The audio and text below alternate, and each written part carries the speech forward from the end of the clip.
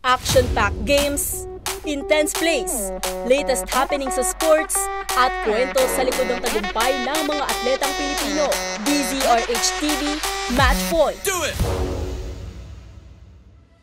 Welcome to DZRH TV, Match Point. I am Millie Borja, your host, at sa nakaraang episode, natunghayan natin ang kwento sa likod ng Mobile Legends. Ngayon naman sa second episode, ibibigay namin ang kwentong dapat niyong malaman. Ang kwento sa likod ng tagumpay ng mga atletang Pilipino mula sa sport na tennis. Tulad ng maraming sport na nilalaro sa bansa, ang tennis sa Pilipinas ay masasabing matagal-tagal na ring namamayagpag sa industriya na nagsimula pa noong sakupin ng bansang Amerika ang Pilipinas. Dinala ng mga American teachers o Thomasites noong 19th century ang larong tennis at mabilis itong naging popular sa komunidad. Dekada 1920 at 1930 noong nagkaroon ng mga tennis club at camp sa iba't ibang bahagi ng Pilipinas kung saan nagkaroon na rin ng mga kompetisyon. Sa mga sumunod na dekada, lumago ang bilang ng mga naglalaro ng tennis sa bansa at nakilala ang ilan sa mga ito, kabilang ang mga nagtagumpay sa international competitions. Isa na riyan si Philip Ismael, ang unang Pilipinong nagtagumpay sa international na competition noong dekada 1920. Nakilala rin si Felix Barrientos, isang sikat na manlalaro ng tennis noong dekada 1950. At ang isa sa mga maituturing na pinakamalaking tagumpay nito ay nang maiuwi ni Barrientos ang medalya mula sa Davis Cup noong 1957. Sa kasalukuyan, ang tennis ay patuloy pa ring popular sa Pilipinas. Tanda niyan ang mga liga, kompetisyon at programang isinasagawa para sa nasabing sport. Sa katatapos nga lang na 19th Asian Games, isang Filipina ang nagpakitang gilas sa tennis nang makapag-uwi ito ng 2 bronze medal para sa women's single at mixed doubles. Siya ay si Alex Ayala, isa sa mga tinitingalang manlalaro ng tennis ngayon sa bansa dahil na rin sa mga malalaking tagumpay nito sa larangan sa murang edad. At para mas maintindihan pa natin kung ano nga bang meron sa larong ito, kumusta na nga ba ang lagay ng tennis sa Pilipinas, ating alamin at pasukin ang kwento sa tunay na buhay ng atletang Pilipino sa mundo ng tennis. Ako si Jeremy Ilustre, 21 years old. Ang course ko ay Bachelor of Physical Education. Nag-aaral ako sa PUP and third year college na ako. Isa po akong tennis player ng school, as student athlete. Nag-umpisa siya sa drum and lyre ko ng elementary. Tapos parang may nagte-tennis doon sa lugar namin na parang nag-agaw pansin sa akin. Tapos nilapitan ko siya na parang nanonood lang ako. Sabi ko, paano kaya laruin to? Paano kaya to gawin? Tapos hanggang sa pinagalitan niya ako yung maestro namin. Kasi, bakit nawawala ka na naman? Bakit ano? Kasi bata pa ako noon eh. Tapos after 2 years, yung principal namin, nag-iikot sa bawat room. Naghahanap siya ng mga chubby na pwedeng maglaro ng tennis. Tapos sabi ko, baka pwede ako dito kasi medyo chubby ako. Tapos nagtaas ako ng kamay na baka po pwede ako. Tapos ayun, parang napagbigyan ako. Sabi niya, mamayang hapon 4 p.m. after nung class nyo, pwede ka mag-practice. Tapos ayun nga, parang nagtatry na namin, nagtry namin mag-tennis. Talagang pasaway pa ako dati. Hinahagis-hagis ko yung raketa. Tapos pinapatamaan ko yung mga kotse, gano'n. Nung grade 7 kasi, nag-try akong mag-tennis. Pero tanggap na ako nun sa tryout. Pero hindi kasi ako pinalad na maglaro kasi yung family ko nga, yung guardian ko, parang mahigpit sila kasi mag-aral ka na lang, ganyan. Pero okay naman yun kasi pinupush nila ako sa pag-aaral eh. Baka mamaya magloko nga ako na ganyan. Pero hanggang yun, sa pinatunayan ko na na mali sila na kaya kong pagsabayin yung student athlete. Yan. Kaya kong pagsabayin yun na hindi naman mahirap siya pero alam mo sa sarili mo na kaya mo eh. Yung sa PUP naman, ang laking pressure kasi sa amin nun kasi straight yung NCR ng champion. Parang yung mga alumni namin, parang champion kami. Syempre, dapat kayo din. Hindi pa patalo ang PUP. PUP yan eh, ganyan. Una, panalo kami per singles. tapos kaming doubles. So sa amin na ang first round ng tournament. Second round finals, PUP and TUP. Ang laban ng singles namin, talagang pahirapan, talagang puso ang labanan. Pagka sumuko ka, talo ka. Yung talagang nahihirapan na kami, yung singles namin, pinupulikat na. Mga 2 hours na yung laban niya, 11 a.m. to 1 p.m. Biruin mo yun, kinaya niya. After nun, talagang balik kami sa training. Yung coach namin talagang, minsan walang budget sa PUP ng meal, ganyan. Pero minsan lang naman, pagka ganun, yung coach namin talagang mag-aabala pa siyang magluto. Talagang bibili siya, mamamalengke siya. Tapos yun, hanggang sa narating nga namin yung nationals. Siyempre, lahat kami gigil na manalo kasi pinaghirapan namin yun eh. Talagang dumaan kami sa hirap. Talagang yung mga activity namin, nalilate na ipasa para lang sa training. Tapos yung mga ibang professor namin, di namin napapasukan para lang makapag-training. Ayun, nakalaban namin yung champion. Una, natalo yung singles namin, tapos pangalawa kami yung lalaban na. Parang dikdikan talaga yung laban. Pero masaya ako sa nilaro ko nung natalo kami. Kasi nagawa ko lahat nung dapat i-training. Yung coach namin sinasabihan kasi kami ng mas maigi kang magpatalo sa practice kaysa sa totoong laban. Parang iwan mo na lahat dito ng pagkakamali mo. Iwan mo na lahat para pagdating doon. Siyempre, totoong laban na yun eh. Siyempre, may pressure din kahit papano. Yung mga tao sa paligid mo, andyan, nanonood, pumapalakpak, may sumisigaw. Kaya malaking bagay sa amin na yung coach namin, i-motivate kami na andito kami para sa'yo. Una, sa family ko. Ang laking bagay kasi yung alam mo yung lalaban ka na, tapos tatawag pa sila, galingan mo ha. Yung pinaghirapan mo ng buong taon, eto na, dito mo na ibubuhos. Kailangan magawa mo lahat ng gusto mong gawin. Tapos yung pangalawa, yung sa friends naman, yan nga, yung bonding, lalaro kayo, tawanan, tapos yung mga ahead sa amin, like sila Kuya Andre, yung sila Coach Maki, mga may tinuturo sa amin. Ang laking bagay nun kasi yung mga natutunan nila, sinasali nila sa amin. Ang tennis para sa akin ay isang humble na laro at ito ay hindi asaran or parang kapag nagkamali ka, sorry. Kapag nakapuntos ka, thank you. Pero para sa akin, ang tennis ay isang napakahalagang bagay kasi dito nasusubok yung pagiging mainipin or pagtiyatsaga mo sa laro. At pagka nainip ka, talo ka. Yung Jermaine noon kasi talagang pasaway na talagang nagte-tennis pero yung alam mo yung laro lang. Compared ngayon na talagang may pangarap ka, yung gagamitin mo yung talent mo sa pag-aaral.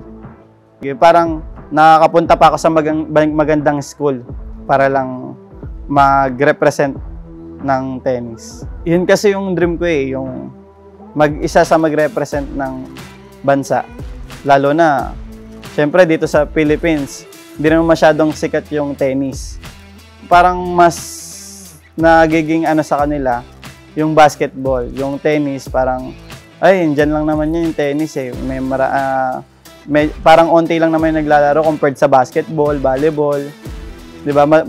Mas may focus sila doon kaysa sa tennis. Kaya, para sa akin, pare-parehas naman ng sports eh.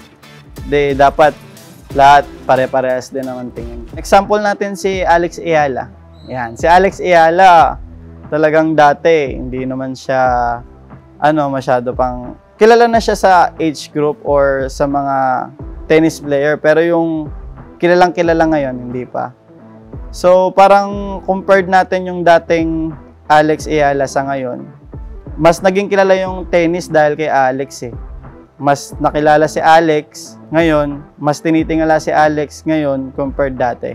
Pas pinalagaan nila yung tennis nung may nag-champion na. Tingin ko kailangan nilang tignan bawat isa. Kahit sabihin mong hindi nagcha-champion, paano magcha-champion kung kulang sa suporta? Diba? Paano magcha-champion kung kulang sa budget? Sabihin nating budget. Mas may budget pa yung, halimbawa, mas may budget pa yung ibang sports kaysa sa hindi kilala.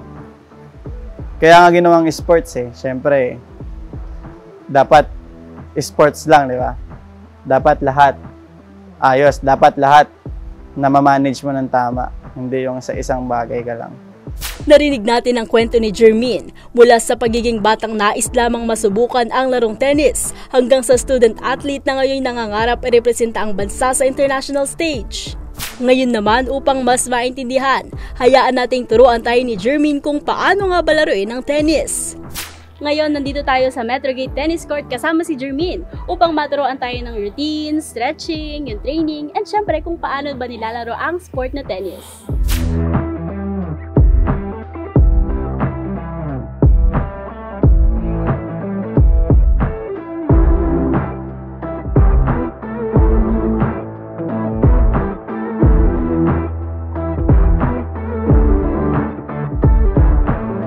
Matanong ko lang, Jermaine, ano yung kahalagahan ng stretching na ginawa natin? Yung stretching kasi parang warm up, kumbaga, parang yung muscle mo, gigisingin mo, gano'n. Okay. Para pag pumapalo ka na, parang normal na lang. So every time na maglalaro ka ng tennis, kailangan syempre stretching ka muna. Napaka-importante ng stretching, lalo pagka yung laro nyo talagang habulan. Ngayon naman tuturuan tayo ni Jermaine ng iba't ibang positions kung paano nga ba tayo papalo sa larong tennis.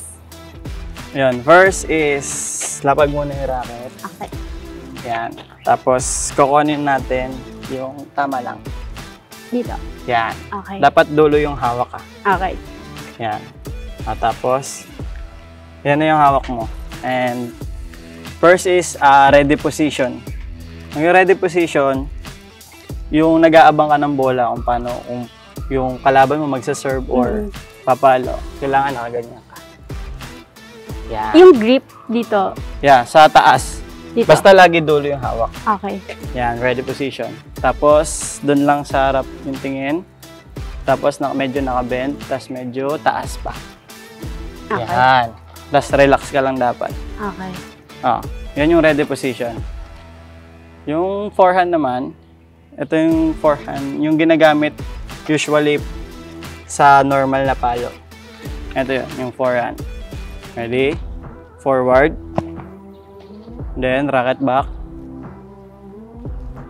Kailangan kapantay. Kapantay lang. Yan. Okay. Tapos, slow swing. Pataas. Finish to shoulder. Okay.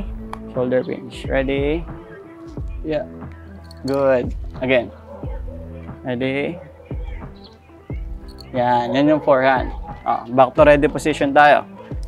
Ready position. Forehand. Forward. Then, swing. Again. Swing. Okay. Ito naman yung backhand. Yung tinatawag nilang backhand. Ready? Forward. Then, back. Racket back. Then, swing. Yan. Again. Ready? Swing. Back to ready position. Ready position. Backhand. Then, swing. Again. Ready position. Backhand. Then, swing. Ano tayo? Salitan. Forehand, backhand. Ready? Ready position. Forehand. Swing. Ready position. Backhand. Swing. Okay? Okay. Tapos, ang next step naman natin, yung papaluin mo na yung bola. First, yung forehand position, yung tinuro ko kanina. Yan, forehand position. Yan, then up. And taas pa. Yan, tapos front pa, front. Yan. Yan yung guide mo Okay. Then, pag bounce ko, yung hit mo sa kabila. Okay? Okay. Swing muna. Ready? Swing. Good. Ito may bola na ha. Okay. Eyes on the ball, eyes on the ball. Ready? Bounce, hit. Nice one. Again, again. Eyes on the ball ulit. Ready? Hit. Nagdalawang kamay ako. Okay lang, okay lang. Saluhin mo na lang pagdating ng gitna. Ready? Eyes on the ball. Hit. Nice one. Again. Pasok ka. Ready? Again. Eyes on the ball. Hop. One. Ito naman yung backhand, yung ano natin kanina, ginawa natin. Okay. Yan, racket back, then taas back. Yes, tama lang. Then, swing. Okay. This time, may bola na ha. Okay. Eyes on the ball, then hit mo sa front. Okay. Ready? Eyes on the ball. Good. Again. Ready? Eyes on the ball. Go. Mataas pa. Medyo, Taas yung... medyo i-close mo pa. Okay. Ready? Eyes on the ball. Go. Again. Eyes on the ball. Nice one. Hindi na. Tennis player. At syempre para hindi masayang ang mga tinuro sa atin ni Jermaine, hinamon ko mismo siya ng isang 1v1 tennis game. Maraming salamat, Jermaine, sa pagtuturo sa akin na mag-tennis at syempre sa pasensya na rin dahil bilang first time, di ba, parang dami ko pang mali pero ang fulfilling pala kapag ahampasin mo, mapapalo mo kahit minsan tumatama sa gilid. Pero, di ba, para sa first time din, sobrang saya pala. Though, ang dami rin palang technicalities, like kailangan yung pwesto mo, yung position mo, tama. At syempre, for sure, meron pang iba doon, bukod doon, di ba? Marami pang maligoy-ligoy. Pero, maraming salamat sa pagturo sa akin. Pwede na lang, mensahe mo kung anong tip mo rin sa mga, ako kasi parang medyo idea na ako na parang pwede ko i-try ang tennis. Masaya naman siya. Anong tip mo naman din? Anong masasabi mo doon sa mga kagaya ko na gusto rin i-try ang tennis? Ayun, tuloy lang. Masaya to pagka nababalik mo na yung bola, lalo pagka may mga kaibigan ka, sabay-sabay kayong matututo, tas laro. Tas sipag lang sa paglalaro.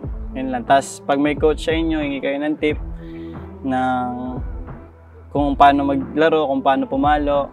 At ito, open tong Metrogate sa pagtuturo. May trainer dito, tapos meron ding mga kalaro, may mga kapaluan, tsaka ayos din yung court. May hard court, may shell court, tsaka active yung mga player. At bago matapos ang ating pagsilip at pagtuklas sa mundo ng tennis, may iniwan pang mensahe si Jermaine para sa lahat. Ang message ko lang sa kanila na tuloy lang practice. Talagang dadating sa point na madidisappoint ka kasi hindi mo makuha yung palo mo. Dadating sa point na madidisappoint dahil na injury. Dadating sa point na masakit yung katawan, na parang ayaw mo na. Pero nagsimula ka na eh. Di ba? Ang pangit naman kung babalik ka pa sa dati. Andiyan ka na. Malayo ka na. Malayo ka pa pero narating mo, malayo na. Narinig natin ang kwento ni Jermaine at marami tayong natutunan mula sa kanyang mga naging pagsubok, matamis na tagumpay at ang kasalukuyang lagay ng sport na tennis sa ating bansa. Sana'y naipahayag namin sa pamamagitan ng kwento ni Jermaine ang mensahe ng puso ng isang atletang Pilipino. And that is it for our second episode. Maraming salamat kay Jermaine at sa mga manlalarong nakilahok upang mabuo ang ating storya.